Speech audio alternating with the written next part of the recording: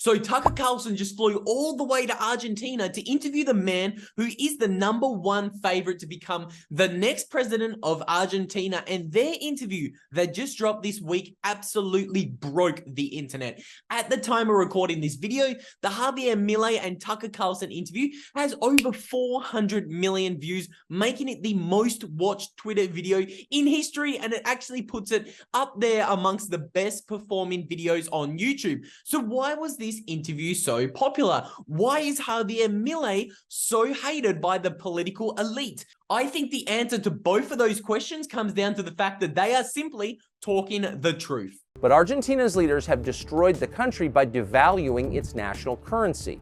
Argentina now has Weimar-like hyperinflation. It takes a brick of bills to buy lunch. El Estado no crea riqueza, el Estado la destruye. El Estado no puede dar nada porque no produce nada. What an unbelievable quote by the man who is the favorite to become the next president of the 46 million Argentinians in their October 2022 election.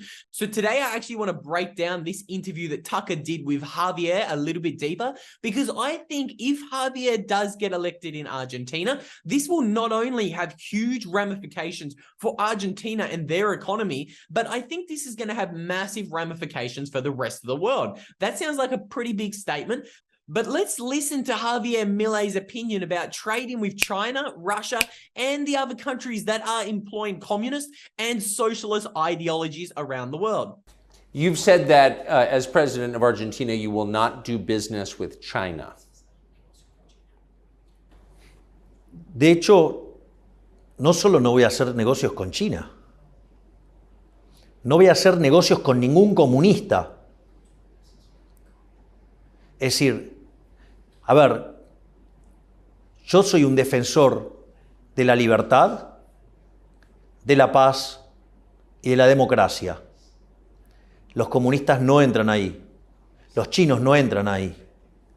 Putin no entra ahí. Digamos, Lula no entra ahí.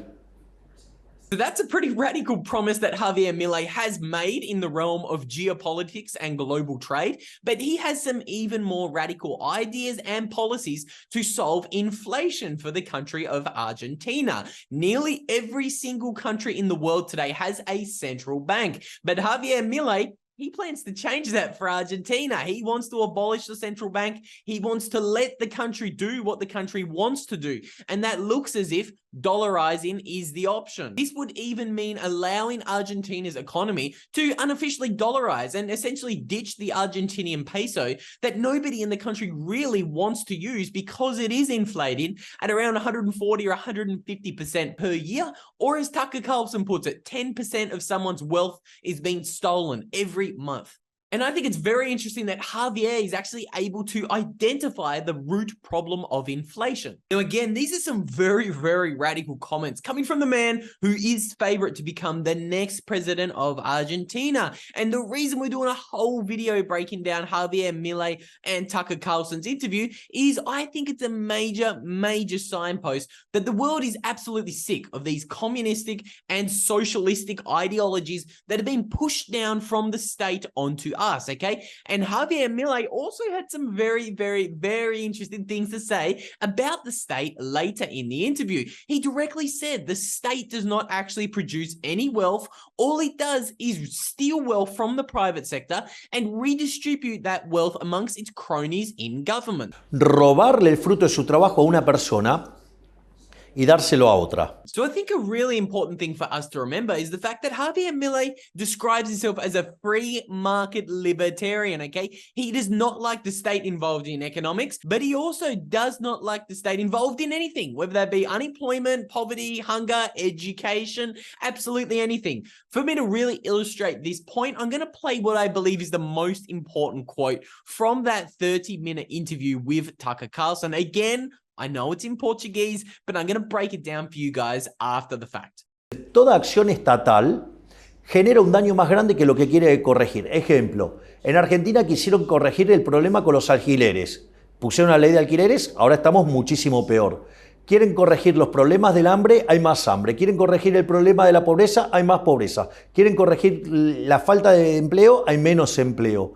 Bueno, cada vez que interviene el Estado, como es una acción violenta que termina perjudicando el derecho de propiedad, el resultado y a la libertad. Now, would it be any surprise for you guys that Argentina does have nearly the most amount of government rules and policies out of most countries all around the world? And would it also surprise you that their government employees actually make up an enormous part of their economy? And this is something that Javier Milei has specifically targeted in many of his promises in his presidential campaign. He wants to abolish all of these government workers doing useless jobs. Now, let's listen to the words of an Argentinian economist who was also a candidate to become a congresswoman for the country. Our institutions have something wrong. Diana Maldino is an economist and a candidate for the Argentine Congress. Basically, the problem we have right now, we are 47 million people,